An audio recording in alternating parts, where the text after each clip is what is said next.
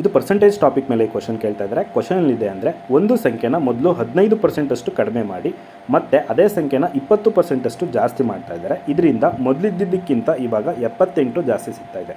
ಹಾಗಾದರೆ ಮೂಲ ಸಂಖ್ಯೆ ಎಷ್ಟು ಅಂದರೆ ಒರಿಜಿನಲ್ ನಂಬರ್ ಎಷ್ಟು ಅಂತ ಈ ಕ್ವಶನಲ್ಲಿ ಕೇಳ್ತಾ ಇರೋದು. ಇದನ್ನು ಯಾವ ರೀತಿ ಸಾಲ್ವ್ ಮಾಡೋದು ಅಂತ ನೋಡೋಣ ಬನ್ನಿ. ಈಗ ಫಸ್ಟು ನಾನು 100 ಇದೆ ಅಂತ ಅನ್ಕೋತೀನಿ. ಇದ್ರ ಮೇಲೆ ಎಷ್ಟು ಪರ್ಸೆಂಟೇಜ್ ಕಮ್ಮಿ ಆಗ್ತಾ ಇದೆ? 15%. ಹಾಗಾದರೆ 100ರಲ್ಲಿ 15 ಹೋದರೆ ಇನ್ನೆಷ್ಟು ಉಳಿಯುತ್ತೆ? ಇನ್ನೂ 85 ಉಳಿಯುತ್ತೆ. ಇಲ್ಲಿ ಕಡಿಮೆ ಆಯಿತು ಅಲ್ವಾ? ಮತ್ತೆ ಏನು ಮಾಡ್ತಾ ಇದ್ದಾರೆ? ಇವಾಗ ಜಾಸ್ತಿ ಮಾಡ್ತಾ ಇದ್ದಾರೆ. ಎಷ್ಟು? 20% ಅಷ್ಟು ಜಾಸ್ತಿ ಮಾಡ್ತಾ ಇದ್ದಾರೆ. ಹಾಗಾದರೆ 100 ಇತ್ತು ಅಂತ ಅಂದ್ಕೊಂಡ್ರೆ ಇದ್ರ ಮೇಲೆ 20% ಜಾಸ್ತಿ ಆದರೆ ಎಷ್ಟಾಗುತ್ತೆ? 100ಕ್ಕೆ 20% ಎಷ್ಟು ಬರುತ್ತೆ? 20 ಬರುತ್ತೆ. ಅಲ್ಲಿಗೆ 100 + 20 120 ಆಗುತ್ತೆ. ಓಕೆನಾ? ಯಾವುದರಿಂದ ಭಾಗ ಆಗುತ್ತೆ? 20ರಿಂದ. 26ಲಿ 25, 5 1ಲಿ 5 17. ಓಕೆನಾ? 17 × 6 ಎಷ್ಟು ಬರುತ್ತೆ? 102.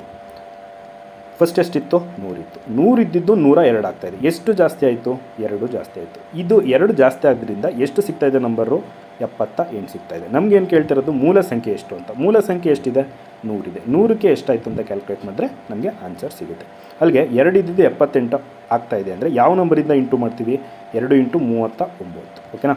ಇಲ್ಲೂ ಏನು ಮಾಡಬೇಕು ಅಂದರೆ 100 ಜೊತೆ 39ನ ಇಂಟು ಮಾಡಿ. ಅಲ್ಲಿಗೆ ಏನು ಬರುತ್ತೆ ಫೈನಲ್ ಆಗಿ ಆನ್ಸರು? 3900 ನಮಗೆ ಫೈನಲ್ ಆಗಿ ಆನ್ಸರ್ ಸಿಗುತ್ತೆ. ಯಾವುದಿದೆ ಆಪ್ಷನು? ಆಪ್ಷನ್ನೇ 3900 ಕರೆಕ್ಟ್ ಆನ್ಸರ್ ಆಗಿರುತ್ತೆ.